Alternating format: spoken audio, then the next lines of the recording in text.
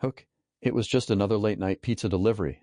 Until Noel stepped into the eerie silence of Mrs. Ellison's house, the faint smell of pepperoni and garlic filled the air, but something was off. Mrs. Ellison's eyes, once warm and welcoming, now seemed distant, almost hollow. She mumbled something strange before disappearing into shadowed hallway, leaving Noel with growing sense of unease as he turned to leave. The faint sound of something, or someone, whispering his name stopped him cold. Why had she acted so strangely? What was lurking in the corners of her home? Noel's curiosity soon spiraled into a web of hidden secrets and dangerous truth that no one was supposed to uncover. Will he survive the night, or will he become the next pawn in sinister game that's been played far too long? The hospital parking lot was eerily quiet, the kind of silence that made even the softest sounds stand out. Dr. Mark Harrison adjusted his coat against the chilly evening breeze, his breath visible in the cold air. It had been another exhausting shift filled with moments of triumph and heartbreak, but finally it was over. He was heading home, ready to leave the weight of the day behind. As he walked towards his car, the sound of muffled sobbing made him pause. It was faint at first, almost blending with the of the hospital's exterior lights. Turning his head, he noticed a figure sitting on a bench near the entrance, hunched over, shoulders shaking. It was a woman alone, her face buried in her hands. Mark hesitated. The exhaustion in his legs urged him to keep walking. He deserved rest, didn't he? But the doctor in him couldn't ignore it. He approached slowly, his footsteps echoing slightly on the pavement. "Ma'am," he called out gently, his voice breaking the quiet. The woman didn't respond immediately. She looked up briefly, her face pale and worn, eyes glistening with tears. She quickly looked away as if ashamed of her vulnerability. "Are you okay?" Mark asked, now closer. He kept his tone calm, careful not to startle her.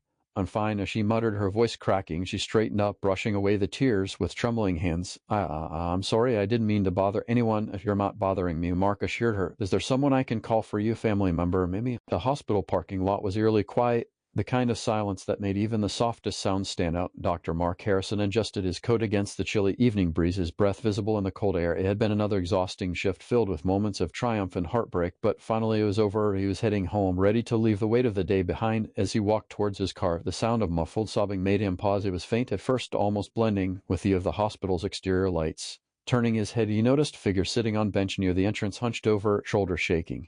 It was a woman alone, her face buried in her hands. Mark hesitated. The exhaustion in his legs urged him to keep walking. He deserved rest, didn't he? But the doctor in him couldn't ignore it. He approached slowly, his footsteps echoing slightly on the pavement. "Ma'am," he called out gently, his voice breaking the quiet. The woman didn't respond immediately. She looked up briefly, her face pale and worn, eyes glistening with tears. She quickly looked away as if ashamed of her vulnerability.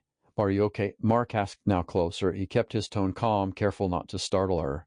"I'm fine," as she muttered, her voice cracking. She straightened up, brushing away the tears with trembling hands. I'm sorry, I didn't mean to bother anyone. If you're not bothering me," Mark assured her. "Is there someone I can call for you? Family member, maybe?" Dr. Mark Harrison sat down cautiously on the bench, his presence startling the woman slightly.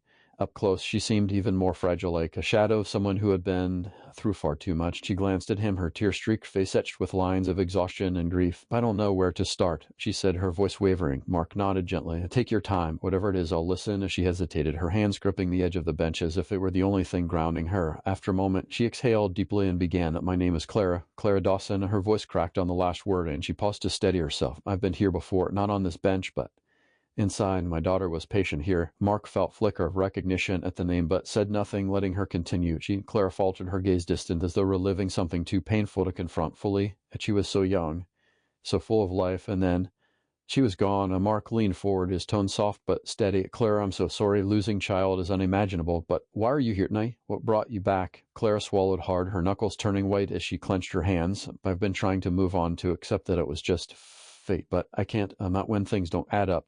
Not when." She broke off, shaking her head. Mark's pulse quickened. He wasn't sure where this was going, but something about her words and demeanor stirred deep unease. "What doesn't add up?" he asked gently. She hesitated again, then said, "I don't know why, but I was told you'd understand. They said you were there at night, you'd remember her." The memory hit Mark like wave. He did remember a young girl.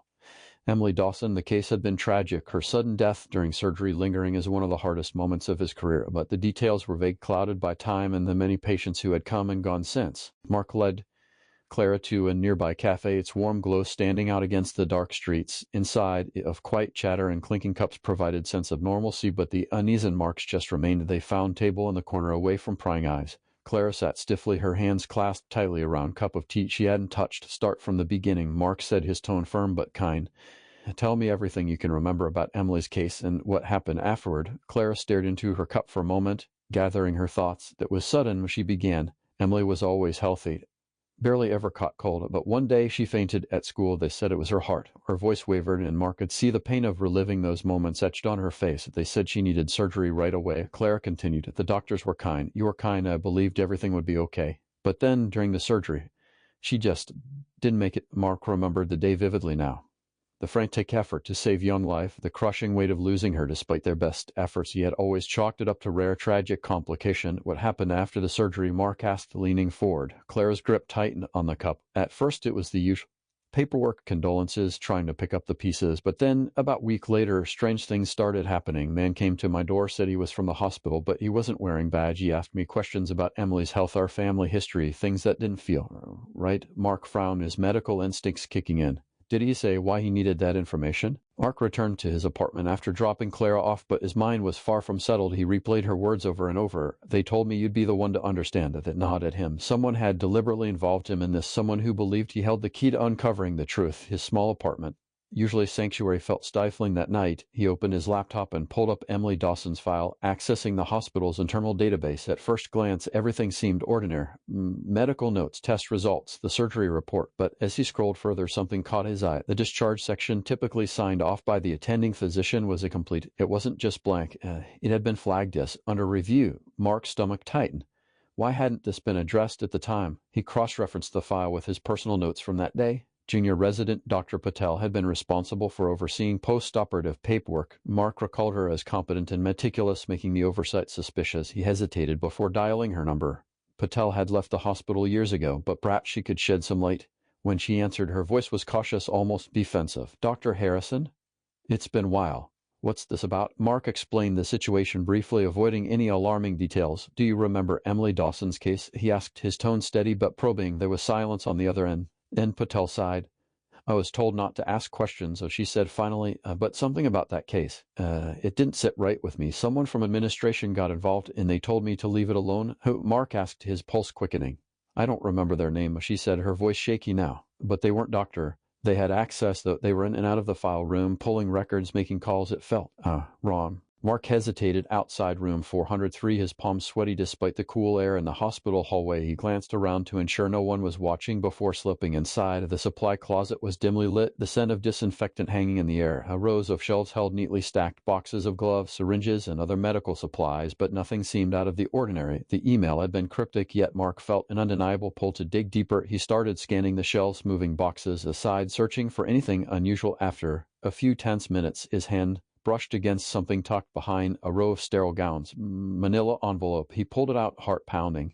Written on the front in black ink were the words, "For Dr. Harrison, do the right thing." Mark opened the envelope and found collection of documents and photographs. The first was a copy of Emily Dawson's medical chart, but with annotations in the margins. Phrases like unusual protocol and an unauthorized procedure were scribbled in red ink. He flipped to the next page. Surgical report that had been heavily redacted. The photographs were the most chilling. One showed man in scrubs, his face partially obscured, handling what looked like medical equipment. Another captured silver bracelet, unmistakably Emily's, sitting on sterile tray. The final image showed building Mark didn't recognize, with logo partially visible. Phoenix Research Institute. His mind raced. What was the connection between Emily's surgery and this mysterious institute? And why had someone gone to such lengths to conceal the truth before he could process further? The door creaked open. Mark froze, clutching the envelope tightly. Janitor stepped in, startled to see him. "Oh, sorry, Doc," the man said, his tone casual. "Didn't mean to interrupt." Mark gripped the steering wheel tightly, his mind racing as he sped toward Clara's location. She had called from diner on the outskirts of town, her voice trembling as she described the man who had been loitering outside, watching her through the window.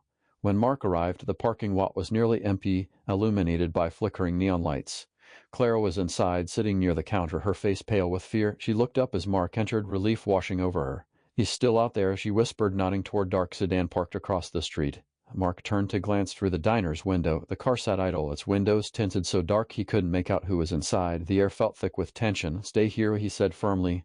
"Lock the door if I'm not back in 5 minutes." He stepped outside, his every nerve on edge. As he approached the sedan, the engine roared to life, and the car sped off into the night.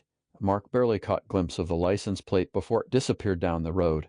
When he returned to the diner, Clara was visibly shaking. "I don't understand," she said, her voice barely above whisper. "Why would someone be following me?" Mark pulled out the manila envelope, showing her the documents he'd found. "I think someone's trying to keep us from finding the truth," he said, "these files. This Phoenix Research Institute." They're at the center of all this, and whoever's behind it doesn't want us digging deeper. Clara's eyes widened as she scanned the photographs, her fingers lingering on the image of Emily's bracelet. That's hers, she said, her voice breaking. "I know it anywhere." Mark nodded grimly. This isn't just about covering up medical mistake. There's something bigger going on, something they're willing to protect at all costs. Mark drove in silence, his thoughts racing as Clara sat quietly beside him, clutching the manila envelope like a lifeline. They were headed to meet Sophia Reyes, a seasoned investigative journalist Mark had known for years. She was relentless when it came to uncovering the truth, and if anyone could help them navigate this, it was her. They pulled up to Sophia's modest office nestled in an old brick building. The faint glow of her desk lamp spilled through the window, sign that she was burning the midnight oil as usual. Mark knocked, and a moment later, Sophia opened the door. Her sharp eyes flicked between him and Clara before settling on the envelope. "This better be good, Marco," she said, stepping aside to let them in. "It's not good," Mark replied grimly. "That's dangerous." So they sat down, and Mark quickly filled Sophia in on everything. The strange occurrences around Emily's case, the missing records, the ominous phone call, and the connection to the Phoenix Research Institute. Sophia listened intently, her expression shifting from curiosity to concern. She opened the envelope and began examining the documents. "Unauthorized procedure," she muttered, tapping redacted surgical report. "Phoenix Research. I've heard of them. They've been tied to some shady dealings. Unethical trials, patients disappearing from their care, nothing ever proven, though." Clara's face paled. "They took Emily's bracelet," she said. What if they took more than that? What if they did something to her during the surgery?" Sophia looked at her, her tone serious. "We're going to find out, but if Phoenix is involved, they'll be watching us closely. They're powerful, and they don't play fair." Mark drove in silence, his thoughts racing as Clara sat quietly beside him, clutching the manila envelope like a lifeline. They were headed to meet Sophia Reyes, a seasoned investigative journalist Mark had known for years. She was relentless when it came to uncovering the truth, and if anyone could help them navigate this, it was her. They pulled up to Sophia's modest office nestled in an old brick building. The faint glow of her desk lamp spilled through the window, sign that she was burning the midnight oil as usual. Mark knocked, and a moment later, Sophia opened the door. Her sharp eyes flicked between him and Clara before settling on the envelope. "This better be good, Marco," she said, stepping aside to let them in. "It's not good," Mark replied grimly. "That's dangerous." So they sat down, and Mark quickly filled Sophia in on everything. The strange occurrences around Emily's case, the missing records, the ominous phone call, and the connection to the Phoenix Research Institute. Sophia listened intently, her expression shifting from curiosity to concern. She opened the envelope and began examining the documents. "Unauthorized procedure," she muttered, tapping redacted surgical report. "Phoenix Research. I've heard of them. They've been tied to some shady dealings. Unethical trials, patients disappearing from their care, nothing ever proven, though." Clara's face paled. "They took Emily's bracelet," she said. What if they took more than that?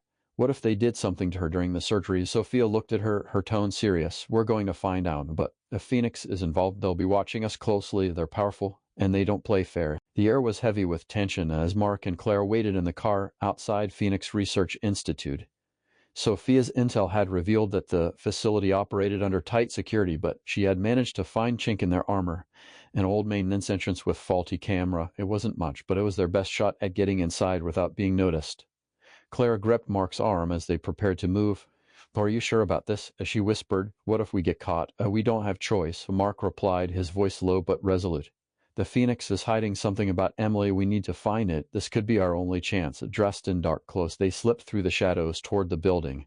The maintenance entrance was exactly where Sophia said it would be. Small door tucked behind cluster of overgrown bushes. Mark held his breath as he swiped the stolen key card Sophia had obtained through her contacts. The door clicked open. Inside, the facility was eerily quiet, the sterile smell of disinfectant hanging in the air. Mark and Clara moved quickly but cautiously, avoiding security cameras and sticking to the blind spots Sophia had mapped out. They passed empty offices and locked labs, the silence amplifying their unease. Finally, they reached the archive room. Mark picked the lock, a skill he never thought he'd need, and they slipped inside. Rows of filing cabinets and computers filled the room, treasure trove of secrets waiting to be uncovered. Clara began rifling through the physical files while Mark accessed the computer system using USB drive Sophia had provided to copy the data. The shattered glass crunched under Mark's shoes as he paced, his heart pounding. The warning note was brief but chilling.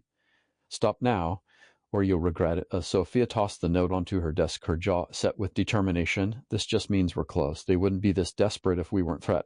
Clara hugged herself tightly, glancing at the files they had risked everything to steal. "What if they come after us again? We don't even know how far their reach goes." Sophia looked up sharply. "That's exactly why we can't back down. The world needs to know what Phoenix Research has been doing. If we don't expose them, they'll keep hurting people like Emily. Mark nodded, his resolve hardening. We take this public, but we need undeniable proof, something they can't bury or deny. Sophia's fingers flew across her keyboard as she began compiling the data into a cohesive report. The stolen files were damning. Evidence of illegal human experimentation, falsified medical records, and payments to silence whistleblowers. She added photos, emails, and witness statements they had gathered, creating a dossier that could bring Phoenix to its knees. As dawn approached, Sophia hit save on the final document. I have contacted a major news outlet. She said they've got the resources to broadcast this story nationwide, but once this goes live, we're all in danger. Mark leaned forward, his voice steady. If it means justice for Emily and everyone else they've hurt, it's worth it. Sophia sent the files, her face illuminated by the glow of the monitor. It's done, she said quietly. Now we wait. The next few hours were a blur of tension. Clara dozed fitfully on the couch, while Mark and Sophia kept watch, a silence punctuated only by the occasional of passing cars. Finally, Sophia's phone buzzed.